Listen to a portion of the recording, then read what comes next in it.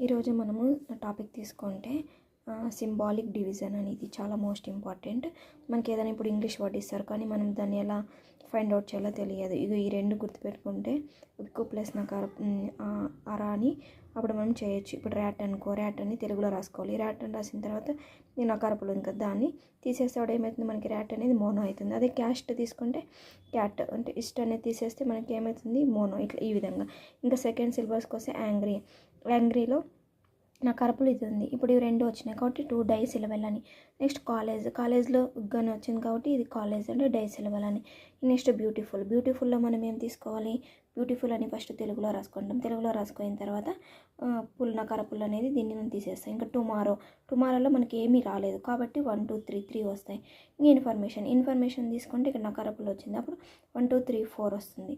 ఇక next adorable నకారపుల్ ఉంది. ఈ విధంగా అనమాట.